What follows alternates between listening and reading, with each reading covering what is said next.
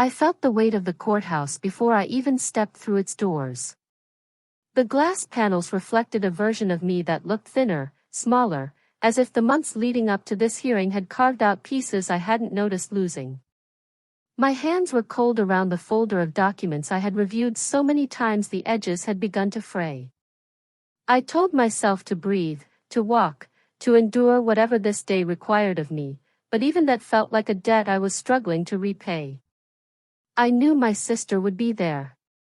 She had confirmed it with the kind of smile that didn't reach her eyes, the kind that suggested she wasn't coming out of concern but out of morbid curiosity. We hadn't been close for years, though not close, never captured the finer details of how distance had built itself between us. It wasn't one event, not one betrayal, but a slow erosion. Comments she claimed were harmless, choices she said were sensible for her but impractical for me, a persistent tone that made it seem as though she expected my life to collapse eventually. I used to think I misunderstood her. Now I knew better. When I saw her in the hallway, leaning against the pale wall outside the courtroom, her expression sharpened into something too quick to hide. She scanned me the way people scan headlines, looking for the sensational parts, the failures worth repeating. Her arms were crossed, nails painted a shade of red that clashed with the fluorescent light. Beside her, tucked under her elbow, was a small designer bag she liked to flaunt as proof that she'd made better decisions. "You look tired," she said, not bothering to lower her voice. "I guess that happens when everything catches up to you." I didn't respond. I couldn't afford to feed the moment. I walked past her, feeling the heat of her gaze press between my shoulder blades. Maybe I should have confronted her. Maybe silence only confirmed the version of me she had already constructed. But the truth was, I didn't have the strength to dissect our dynamic in a courthouse hallway. Survival demanded something quieter, something inward. Inside the courtroom, the air felt heavier, as though the walls absorbed every consequence that had ever been spoken within them. The benches were nearly empty. A man in a navy suit checked his watch without interest, a woman with a laptop typed steadily, her face as unreadable as a blank page. At the front, the judge's bench loomed with an authority that made my pulse quicken. I sat in the second row, close enough to hear my name when it would be called, far enough that I didn't feel on display, though that illusion was already slipping. My sister chose the row behind me. She sat down with an exhale that carried a hint of satisfaction, as if proximity to my downfall offered her some private reward. I tried not to react, but she leaned slightly forward, enough for her whisper to reach me. "Pathetic," she murmured. The words slid into my ear like ice water. It wasn't the insult itself, I had heard worse in the privacy of my own mind. It was the timing, the deliberate attempt to diminish me moments before my life would be examined by strangers with legal authority. I kept my eyes forward. If I turned around, if I let even one expression betray how deeply that word landed, she would pocket it like a trophy. My name was called sooner than I expected. My legs carried me toward the table with the numbing precision of habit, though each step felt uneven. I placed the folder on the wood surface, its grain reflecting faint lines of the overhead lights. The judge flipped through a few pages without acknowledging me. His face remained neutral, but neutrality in a courtroom always felt like a test, either it meant nothing, or it hid everything. Behind me, I heard the faintest laugh. My sister. Soft, contained, but unmistakably hers. I didn't turn. I couldn't. The clerk asked me to confirm my identity, and my voice emerged steady despite the tremor running through my hands. The judge continued reading. A long pause followed, long enough for my ears to pick up the erratic rhythm of my own heartbeat. Then he stopped. He lifted my file, glanced at me, and leaned back with an expression that didn't resemble the distant professionalism he had worn moments before. It was subtle, something like recognition, or reconsideration. He set the file down, opened another section, and read again with new intensity. For the first time that morning, the room shifted. Not because anything dramatic happened, but because something in his posture told me he had seen something in those pages that altered the trajectory of this hearing. I didn't know what it meant yet. But I knew my sister had gone quiet. And that silence, after everything, felt like the first breath I had taken in months. The judge's sudden attention felt less like a shift in the room and more like a crack running through a frozen lake, tiny at first, then enough to let everything underneath show. He set my file aside and asked the trustee to speak. The trustee, a thin man with soft eyes and a ledger that smelled faintly of dust and coffee, rose and began to outline the usual choreography: assets, liabilities, creditors, exemptions. I watched the list move across his lips with a clinical detachment that almost made me envy him. He had the luxury of distance. I had none. Then the trustee mentioned a series of transfers, electronic withdrawals, checks cashed, deposits routed through third parties. The language was dry, legalistic. Preferential transfer. Insider transfer. Fraudulent conveyance. Each term landed like a stone thrown into the pond of my memory, and ripples brought up moments I had smoothed over: a frantic midnight call to my sister begging for a short-term loan, an insistence that she could help me out if I sent over certain documents, her suggestion that I sign some forms so a trusted friend could cover payroll. At the time I'd believed in the grace of family, that the small compromises we made for each other were part of an unspoken covenant. Now those same choices read like entries on an indictment. My sister's body language changed first: tiny gestures, the angle of her jaw, the way her fingers tightened around the strap of her bag. Her earlier satisfaction collapsed into something more guarded. I thought of that smile in the hallway, sudden and predatory, and it tasted bitter in my mouth. The trustee outlined a timeline: transfers made in the months before I filed for bankruptcy, amounts moved to an account associated with a name I recognized like a bruise. He read a bank statement aloud, each line a small, formal betrayal. When he reached the entry that matched the amount my sister had once whispered would cover her renovation, the room breathed as if drawn through a single straw. I wanted to stand up and tell the truth the way a drowning person cries out. I wanted to point at my sister and watch the color drain from her face. Part of me wanted the humiliation to be reciprocal: if I was going to be exposed, then she should be exposed too. But exposure is a precarious thing in court. Words spoken in anger can be used against you. Evidence is the only kind of voice that matters here. The judge looked at me as if weighing how much of my life was relevant to the legal question at hand. The question was not moral in the way betrayal feels, it was technical. When transfers between a debtor and a related party are found, the trustee can recover the funds for the estate. In plain terms, if my sister had taken money that should have gone to creditors, the court could demand she give it back. There was a strange, cold comfort in the technicality. Justice, as the law defined it, moved according to rules that did not care about sibling rivalry or who had been kinder at holiday dinners. It cared about ledgers and timestamps. My mind flickered to smaller memories, fragments stitched into the broader tapestry of our lives.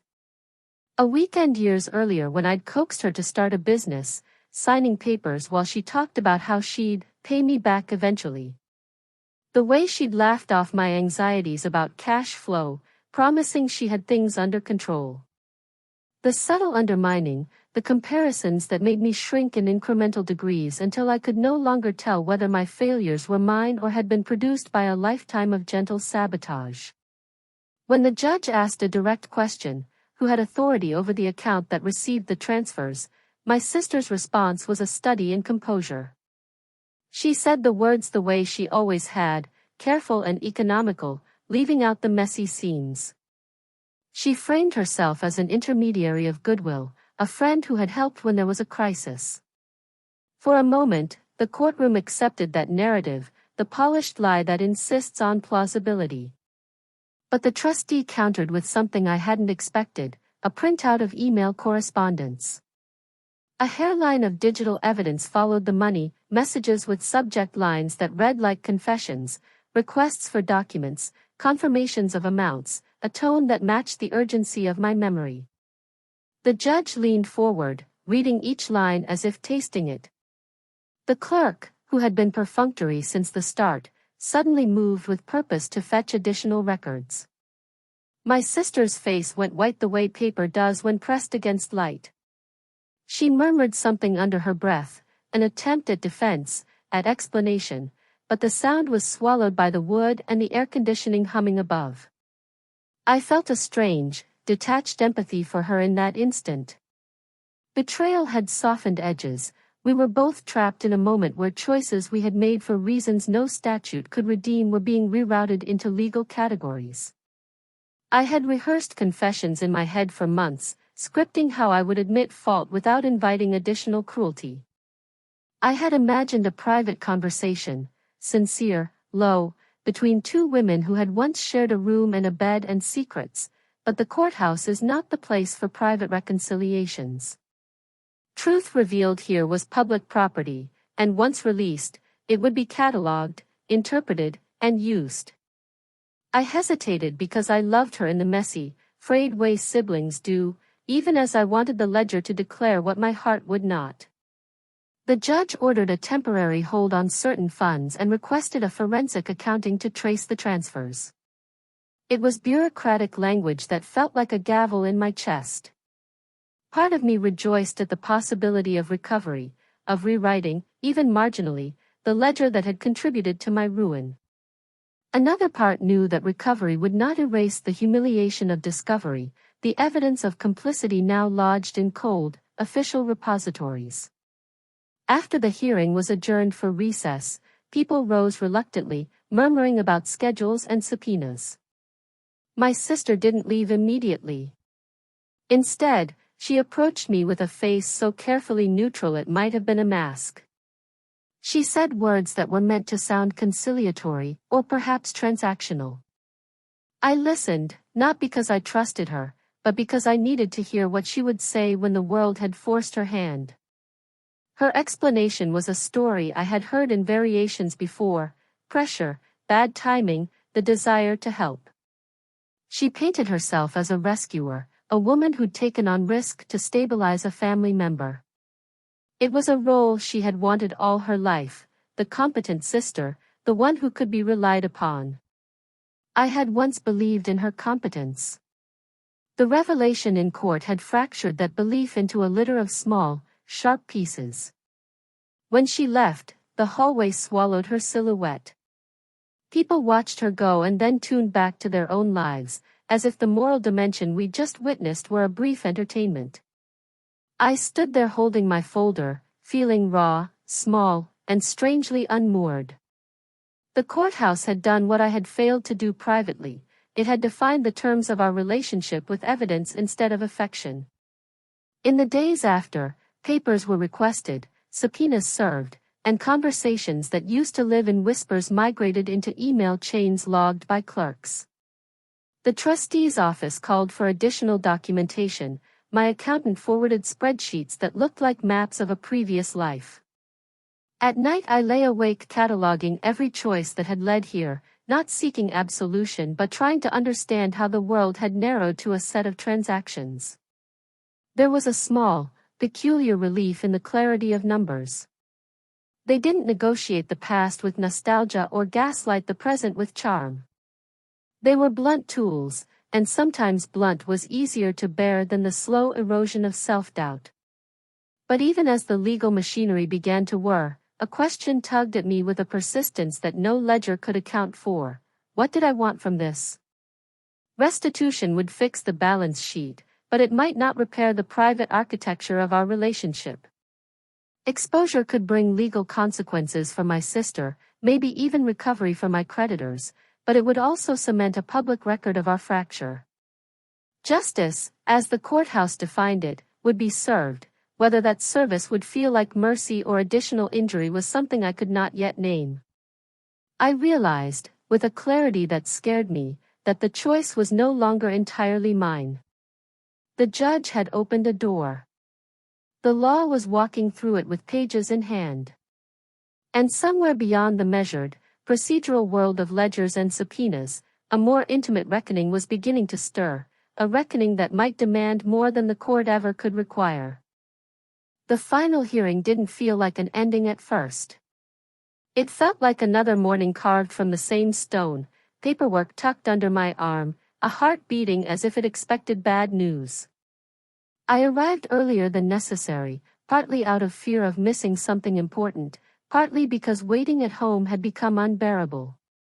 The courthouse steps were damp from a light rain, the kind that darkens concrete without ever fully soaking it.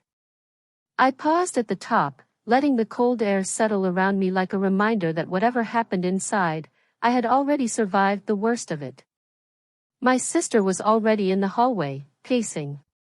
The confident posture she had worn in earlier hearings was gone, replaced by a stiffness in her shoulders that made her look smaller. I caught her glancing at me not with hostility, but with a calculation I couldn't decipher. For the first time, I sensed she feared the same machinery that had once felt aligned with her interests. She opened her mouth as if to speak, but the courtroom doors creaked open and the bailiff called us in. Inside, the judge looked more tired than before, though his tiredness did not feel personal. It was the exhaustion of someone who had reviewed too many files, heard too many half-truths, and understood too intimately the ways people unravel under pressure. The trustee sat beside a stack of documents thick enough to anchor a ship. My file lay at the top, a thin blue folder that had somehow become the axis on which two lives now turned. The forensic accountant presented his report in a calm, almost detached voice. He described the trail of transfers with mathematical precision, dates, amounts, routing patterns, the distinctive architecture of intentional concealment. He pointed out discrepancies between my sister's statements and the evidence collected, noting that certain withdrawals matched her renovation invoices almost exactly. There was no triumph in his tone, no moral outrage. Just facts, laid out like stones across a river. My sister's attorney tried to soften the implications. He emphasized intent, insisting she believed she was helping me stay afloat. He framed the transfers as misunderstandings, miscommunications, the kind of informal arrangements siblings sometimes make when the world becomes too heavy for one person to carry. I watched the argument unfold without reacting, because the truth had already detached itself from emotion. Whether anyone pitied her or condemned her did not change the line of numbers on the page. When the judge addressed her directly, she straightened as if bracing for impact. He spoke without cruelty, but also without cushioning. He acknowledged her claim that she had intended to help, yet he noted the legal reality. Money transferred from a debtor to a related party on the brink of bankruptcy cannot be shielded behind familial goodwill. He explained that the court had an obligation, not to me, not to her, but to the integrity of the process. Then he ruled. The transfers were to be recovered. Some from accounts still active, others from the assets she had acquired with the funds. A portion of her own business filings would be reviewed in a separate proceeding. None of it resembled the dramatic justice I had quietly imagined in my darker moments. It wasn't loud or punitive. It was measured, procedural, almost gentle in its finality. My sister didn't cry. She didn't lash out. She sat very still, her hands clasped so tightly I could see the blood drain from her knuckles. When the judge finished, she nodded once, as if accepting a sentence she had long suspected would come. We exited into the hallway where everything looked the same fluorescent light, the same neutral walls, yet felt altered by the weight of what had just settled between us. She approached me slowly, her steps uncertain. For a moment I thought she might apologize, but she didn't. Instead she said my name in a voice I hadn't heard since we were teenagers, quiet, careful, stripped of superiority. She asked if I had known what this would lead to. I told her the truth, I hadn't. I had expected humiliation, maybe even a symbolic reprimand, but I hadn't imagined how thoroughly the evidence would speak for itself. She looked away, swallowing something heavy. There were no accusations left for her to hurl, no defenses she could reasonably cling to. What remained between us was not rage, but an exposed landscape where trust once lived. After she left, the trustee handed me several documents, walking me through the next steps with patient efficiency. His explanation was practical. The recovery would go toward my creditors, and while it wouldn't undo the collapse of my business, it would at least restore part of what had been siphoned away. He reminded me that fresh starts rarely arrive clean, they come in fragments, pieced together slowly until a life begins to take shape again. Outside, the rain had stopped. The courthouse steps were drying in uneven patches, leaving behind pale outlines where puddles had briefly existed. I stood there longer than necessary, not because I needed time to think, but because the quiet felt like the first unclaimed moment I'd had in months. Cars rolled past. A woman spoke into her phone in a language I didn't recognize. A man hurried by with a stack of envelopes pressed to his chest. Life continued without noticing me, and strangely, that anonymity felt like relief. I realized I had entered the courthouse that morning expecting either vindication or collapse. What I received instead was something more subtle, a recalibration. The truth had been aired, recorded, and acted upon. The part of me that had tangled guilt with grief began to loosen. There was no triumph in it, no soaring sense of victory. Just a shift, a quiet correction in the balance of things. My sister and I would not return to what we had been. Maybe someday we would speak with something like gentleness, or maybe the distance would widen until only memory bridged it. But the law had drawn boundaries I hadn't been able to draw myself, and in that unexpected reinforcement, I found a small, steadying certainty. I walked down the steps with the folder tucked under my arm, no longer heavy. The sky was still gray, but it looked softer now, less like a ceiling and more like a horizon, an open space I had forgotten I could walk toward.